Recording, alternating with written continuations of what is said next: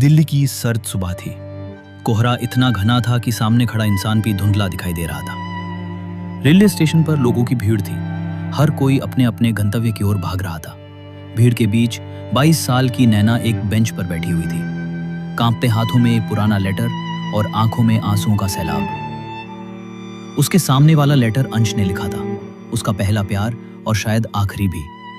4 साल पहले जब नैना बनारस विश्वविद्यालय में हिंदी साहित्य पढ़ने आई थी, तो हॉस्टल में पहली बार अंश से मुलाकात हुई।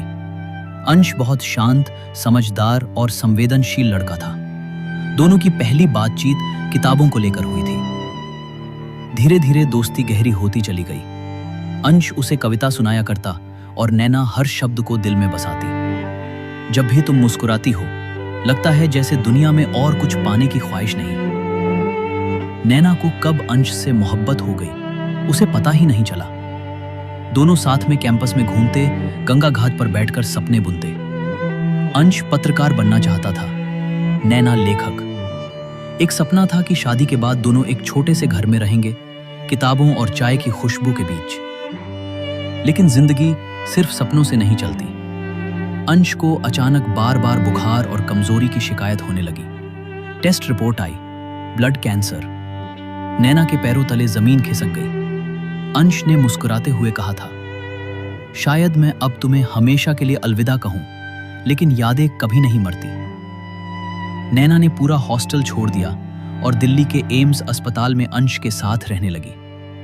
इलाज के आखिरी महीने में अंश बहुत कमजोर हो गया था। एक रात उसने नैना का हाथ पकड़कर कहा, क्या तुम एक वादा कर सकती हो? क्या? अगर मैं चला जाऊं तो कभी अपने लिखने का सपना मत छोड़ना। मेरी कहानियों को जिंदा रखना, मेरी मोहब्बत को जिंदा रखना। अंश की आंखें भीग गई थीं और फिर 2 दिन बाद वो हमेशा के लिए चला गया। नैना ने उस दिन से अपने आप को बदल लिया। उसने फिर से किताबें लिखनी शुरू की। उसकी पहली किताब थी आखिरी मुलाकात, जो अंश को समर्पित थी। वो आज उसी स्टेशन पर आई थी जहां अंश ने पहली बार कहा था, मुझे तुम्हारे जैसी लड़की से प्यार हो सकता है। उस बेंच पर बैठकर उसने अंश को लिखा हुआ आखिरी लेटर पढ़ा। अगर इस जन्म में नहीं मिलकर तो अगले जन्म में तुझसे जरूर मिलूंगा, बस तू मुस्कुराती रहना। नैना अब लेखिका बन चुकी थी। उसकी कहानियां लोगों के दिलों में उतरती थी, लेकिन हर कहानी के पीछे वो एक चेहरा जरूर देखती थी, अंश का।